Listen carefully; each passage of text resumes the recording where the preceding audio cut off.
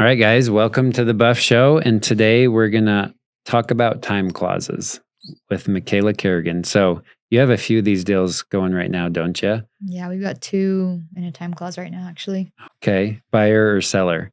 Both, we're representing the sellers on both. Okay. So you guys have initiated the time clause for the seller. So can you kind of briefly, what is a time clause? So, time clause is basically an option for a seller to keep their property active on the market, continue to do showings, continue to market it, to hopefully get a better offer down the road. Mm-hmm. If that were to be the case, then you initiate the time clause on the buyer, giving them so many days or hours basically to accept or to remove their contingencies. So Yeah. it can be a due diligence, a financing, or an appraisal contingency, or even like All three. subject to sell their property. Really. Yeah. And I feel like that's the most common one we see. Like if a buyer comes in subject to sell their property, Mm-hmm. you're probably initiating a time clause because you Mm-hmm. don't know how long it's going to take to sell that one, or Mm-hmm. like for all the pieces to fall together. I think it makes sense Yeah. 90% of the time, Yeah. depending on the offer. So what are the reasons your sellers have opted for the time clause on your 2 deals? So both of them have contingencies to sell their Okay. home, and neither of them had listed on the market yet their personal home to sell. Mm-hmm. And we had been sitting for a little while, and so they're like, "This is the best thing we've had." Yeah. I'm like, "Let's take it while we've got it, Right. continue to market, and then if something comes down the line, we'll just ask them to remove that." So Do you feel like you've still been getting showings from being, because let me explain this. So yeah, if you're a seller and you're active on the market, like on all the sites, your little status shows active. It's green, it's nice. But if you do an option like a time clause, your status changes online and it goes active or T/C, meaning Mhm. time clause. And some websites might showcase it differently, yeah, but that T/C, I feel like there's some people that just don't understand what that means, and they might assume that it's under contract or there's something weird going on with it. Do you feel like that has affected the showings that you've had, or are you still having good showings? So this is something I talked to my sellers about because I was worried about it too. Yeah. Because on a buyer side, when we see an active TC, it's like they're under contract. Like, do you Mhm. guys really want to go see it? Do you Mhm. like it enough? And a lot of times it deters buyers away. Yeah.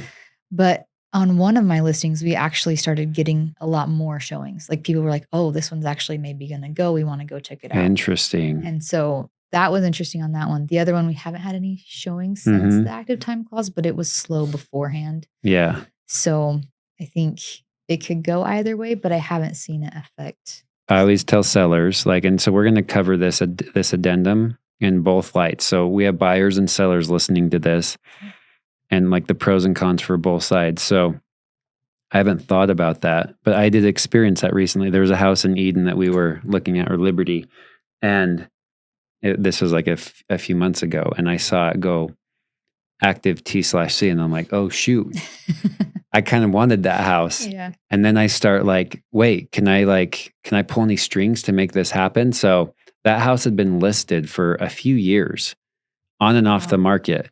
And so it is kind of a target from a buyer and seller standpoint. Like me as the buyer, I was instantly looking because the reason I hadn't offered on it is because I had a house to sell too. And I just didn't want to go through that. For a buyer to do a subject to sell offer, I feel like it's a very emotional process. And there's another podcast that we did with me and Austin called the Buy Sell Combo that you guys should listen to if you are a buyer and you have a house to sell.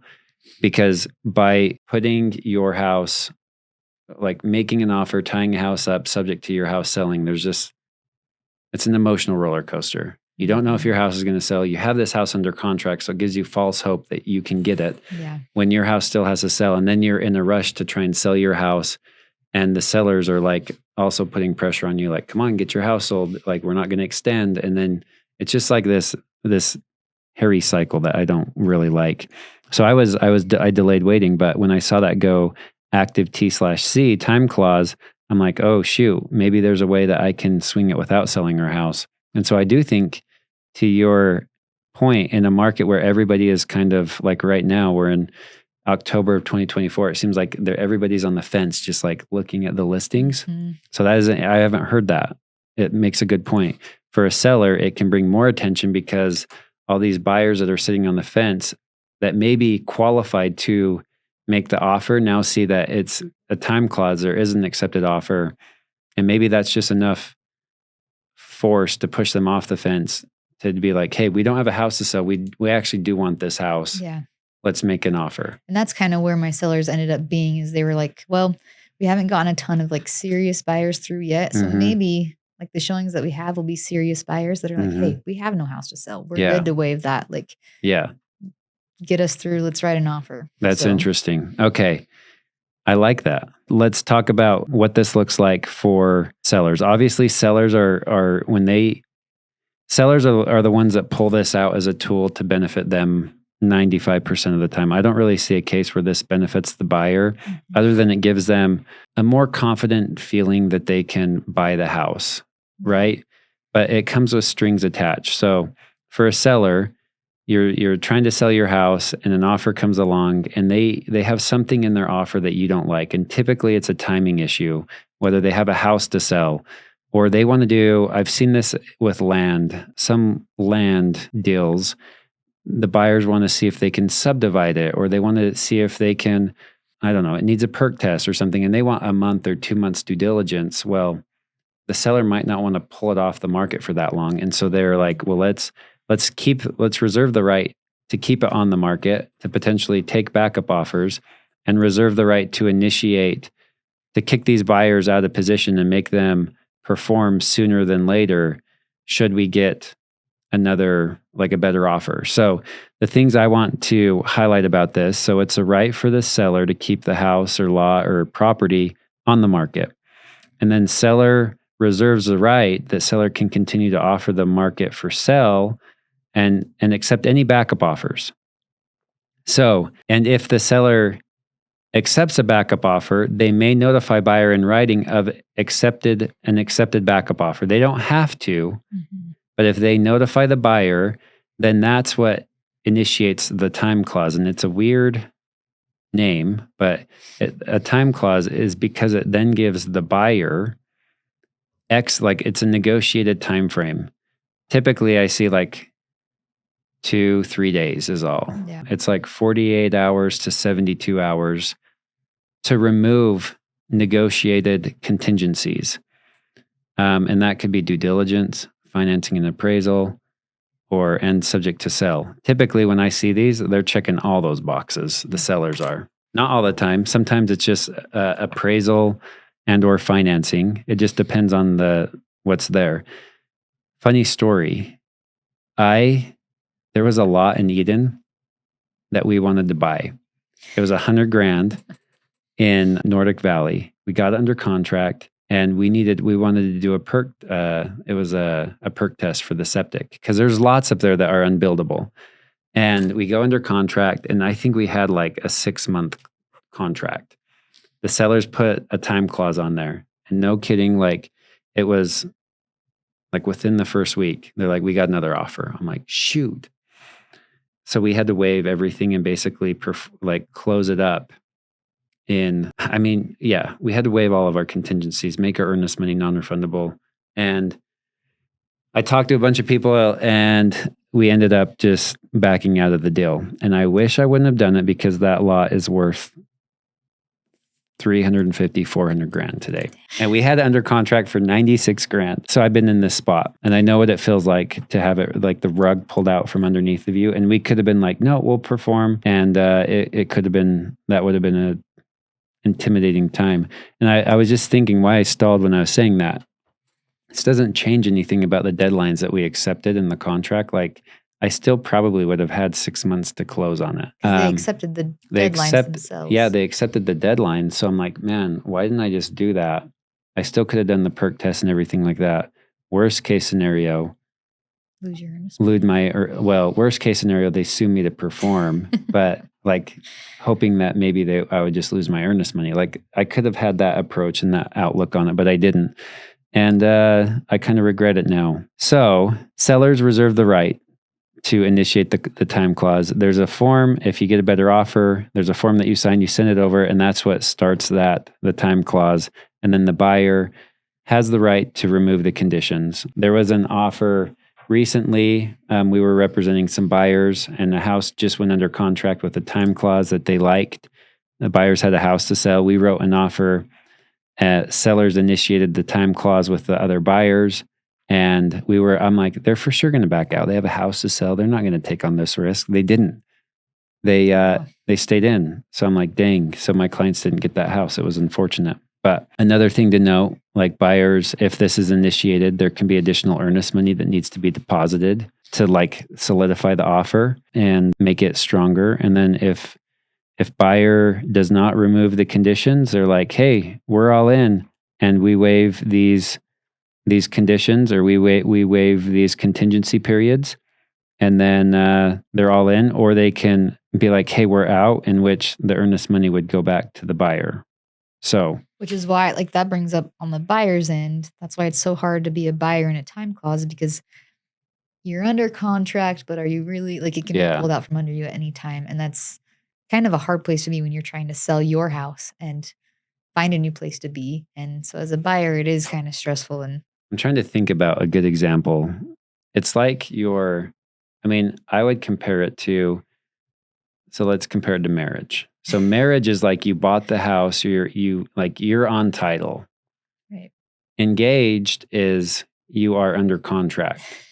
Like, I like it. Like you propose, you're engaged, you're under contract. Time clause, if you're a buyer on a time clause, you're like in elementary school and you're writing notes back and forth, and you're kind of a thing, but like it's not officially a thing quite yet. I mean, it is like kind of promise ring status. Yeah, promise ring, or like definitely there's not like that ring of commitment. There is some commitment. I mean, you do have some control over the deal, but not full control. And I guess, I mean, you have so much time control, right? You put in section B of the time clause, like you have 48 hours to remove all your contingencies, and maybe you can do that within that time frame, and maybe not. Yeah, like there's a chance you're past all of your, like you've done the appraisal, you're under contract on your house, you're set to close. Like it looks pretty promising, and maybe at that point you would feel comfortable removing all your contingencies. But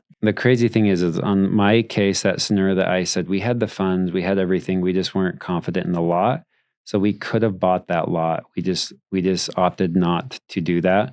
So, I mean, this time clause, I don't want to say it's not important for a buyer, because it is. You retain this first right of refusal for that time frame to keep this in place, but it just makes it to where there is just a limited time frame that you do have that first right of refusal, right? Stress on you to be like, okay, like we got to decide now. Yeah. Is this what we want? Yeah. If you're a buyer and you get a property under contract with a time clause, like I would be like going to work right away. Like everything you can do to chip away to make yourself feel more confident that you can, should another offer come in, that you could do it. You could remove all your contingencies within that time frame. You know, maybe you're a buyer and the reason you're doing the time clause is because you have a house to sell, but you found kind of a back way through family's help where they can gift you the money, and it allows you to purchase the house, but then you're going to pay them back after or something like that when your house sells. Yeah. There's always ways that you can kind of work around this stuff, but this is a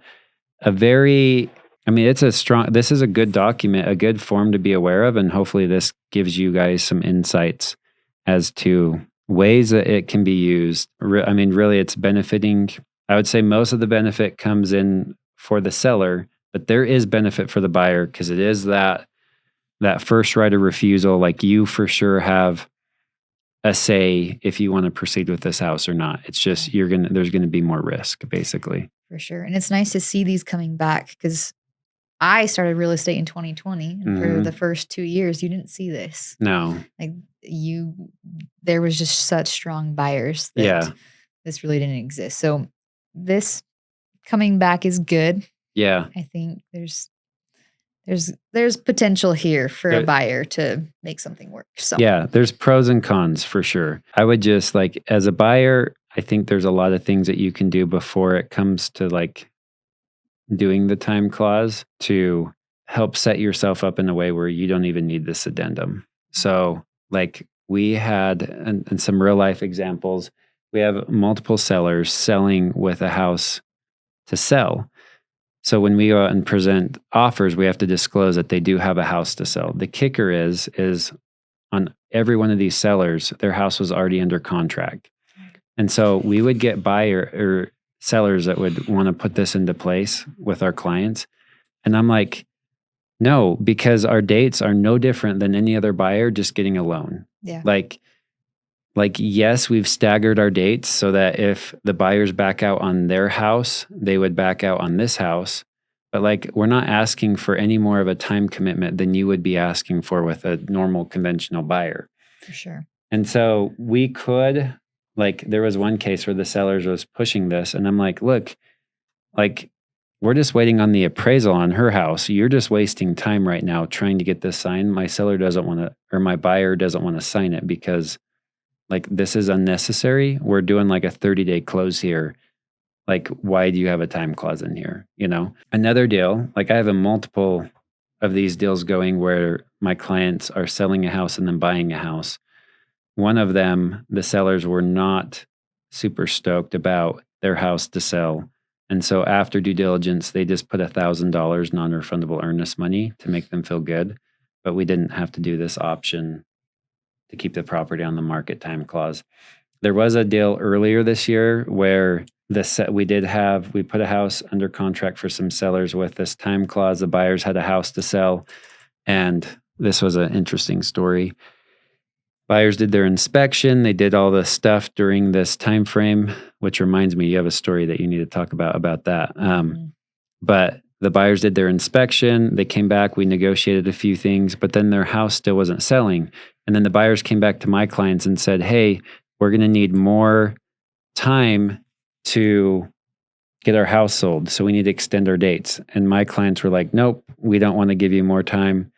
And they didn't extend the dates. And that my clients believe that the time clause was negatively affecting their exposure on the market. And so, but interestingly enough, that the seller, or we didn't extend, they backed out of the contract for just due diligence reasons, or no, it was financing and appraisal reasons because their house didn't sell, and my clients wouldn't extend. And then I continued watching their house. It ended up going under contract. And I was like, wait, you guys are under contract. Come back. Like, let's put this back together. Now your house is under contract. Yeah. And they went and found another house. They were offended enough that we didn't extend their dates that they were just like, well, we found a better house that we like better. And I'm like, dang it, we should have extended. But like, you never know, right? Sure. You never know. So one risk for buyers that you were going to talk about is if a buyer goes under contract with the seller and the seller puts in this time clause that they can pull the plug on the deal at any time. Like, buyers are incurring costs. They're incurring inspection fees, maybe an appraisal fee. Like, there all these different costs, and that can add up to a couple grand. For sure. And so what just happened to you? So I had never heard this before. Yeah. And so I'm representing the sellers. We sent over this time clause as a counter because the buyers had their house to sell. And this agent's really good. She called me. She's like, I don't mind if you put us under a time clause, but if you do and you guys initiate it, like, you're paying for any costs we incur in the time that we've been in. So their inspection costs, we actually ended up doing a financing and appraisal deadline a little bit different. So it's based off of when their house goes under contract. So we won't have to worry about any appraisal fees because this one I'm not worried about an appraisal at all. Yeah. Yeah. But the due diligence, like, we wanted to give them a due diligence, get them kind of locked in with that. Yeah. So we have set, if we initiate the time clause on them at any point within the 45 days of going under contract, we pay for their inspection costs. Oh. So, and it was a little different, but I mean, it makes sense and it doesn't. I feel like if you're going to go under contract on a home, that's the cost you're willing to incur. But at the same time, if that gets pulled from you, like, you just did everything you could to perform, and now it's no longer an option. So I've used that strategy, not on the time clause, but I see the sense there, but on the subject to seller finding a new residence, which is where the seller basically has an out to find a new house. Then buyers are like, well, wait, if you can back out, why am I going to invest a bunch of money inspecting your house only to find out that you don't want to sell anymore, right? Mhm.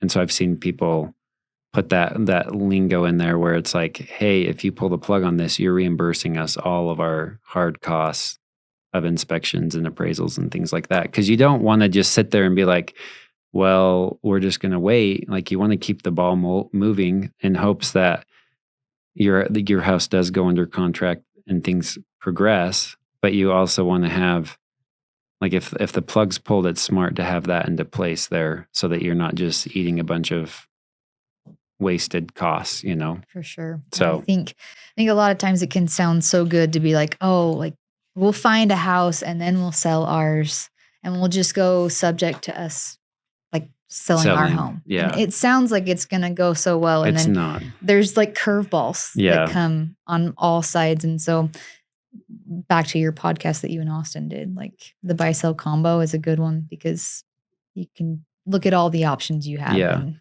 so That is like the worst way to try and do it, is trying to work backwards. And we won't dive into it here. You should go listen to that podcast because it really brings in like the pros and cons of being prepared and versus like putting all the risk on the seller of your house selling. Like, I do not like these subject to sales, but I have one going right now and we're 3 deep. So the buyer has a house to sell in South Ogden. Their buyer does not have a house to sell, which is good. But they're buying my client's house, which it's in South Weber. And then my client is buying a house in South Ogden.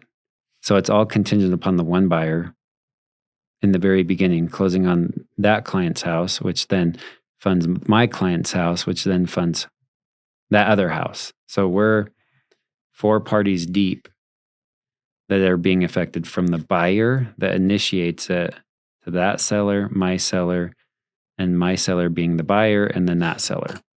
it's a domino effect really fast. It's crazy. I've seen them get wild. So, and we've structured it like communication between all the agents has been great. And this one hasn't closed yet, but I think this week we're past all of our deadlines. So everybody's earnest money is going to be hard and everything is looking really good. Fingers crossed. So That's nice. yeah. Anyways, this is a really good tool. Hopefully that was helpful and gives you guys some ideas on how it can be used, the pros and cons for both buyers and sellers, and strategies therein. So do you have any other things you want to add? I don't think so. If you've got questions, call us because It gets confusing. It gets confusing Yeah. fast and there's a lot of different parties playing. So Yep. And that's where it helps having like a team. Cause like I've done a lot of deals, but it's nice being a part of this brokerage where it's like we can bounce ideas off. Cause there's a lot of times I run into situations I'm like, hey, we bring it up in the group and we're like, oh, like collectively, like we have all these ideas and experience, not just like mine alone or yours alone. for sure. And we can like really be like, oh, this is the best way to set up this particular situation. So Yeah. we're here to guide you and help you get into your dream home. And these are tools that help us do it. So hope you guys enjoyed. Until next time.